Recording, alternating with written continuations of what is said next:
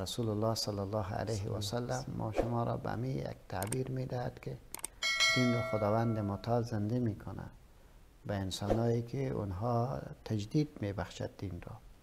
و حدیث بسیار زیباست: ان الله لا یبعث علی رأس کل 100 سنه من یجدد لها دینها. الله متعال در هر 100 سال کسی را برمی انگیزد از علما که دین را تجدید بکند.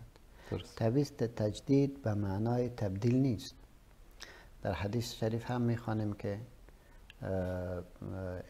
ان الایمان فی جوف احدکم یخلق کما یخلق الثوب فاسأل الله سبحانه و تعالی ان یجدد ایمان فی قلوبکم.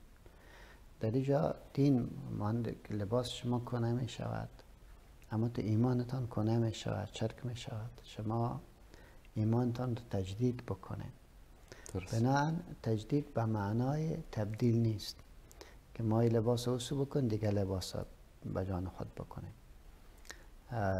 این عقاید و ارزش ها را کنار بزنیم، ارزش های نو و عقاید نو را در حقیقت به وجود بیاریم، بلکه آنچه که از دین نیست به او معنا بگیریم. از این خاطر میگه که تجدید به معنای تنخیل می شود که تو شما نخل گذاری بکنیم، یعنی نو درختها را بشانیم که اون درختهای نو پرثمر شود و جایگاه گذشتگان در حقیقت در این زمین باید بگیرد. یا به معنای غیربال است تجدید که شما یک بار دین را یک بار خوب شور بتین، آنچه که از دین نیست او را بیرون بکشین. ما داریم امی آرد در خانه خود بسیار پاک نگاه میکنیم، نمیخوایم که چیزی در او بیفتد.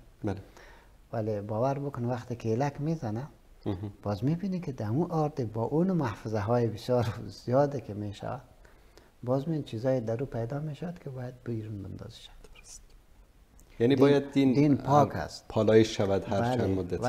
ولی گاهی به اساس دشمنی دشمنان، گاهی به دوستی جاهلانه مسلمانان با دینشان چیزایی که در دین نیست او را در دین اضافه می کند.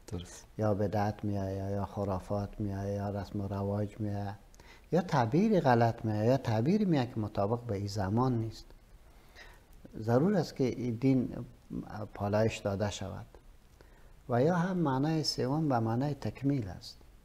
یعنی دین آمد ارزش‌های خود را برای ما شما در قواعد کلی داد، ولی در جزئیات برای مجتهدین فرصت اجتهاد را میدهد.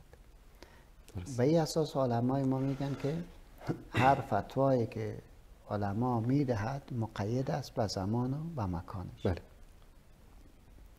پس و مقید که به زمان و مکان شد، و این اساس ما بزرگای خود میبینیم که تجدید در آرای خود میکنند. مثلا شما میبینید که هر یکی از شخصیت های بلند ما مثل امام ابو حنیفه رحمت الله علیه، امام احمد، امام مالک، امام شافعی رضوان الله علیهم اجمعین، نه همیشه در تطویر داشتن در فتوایشان.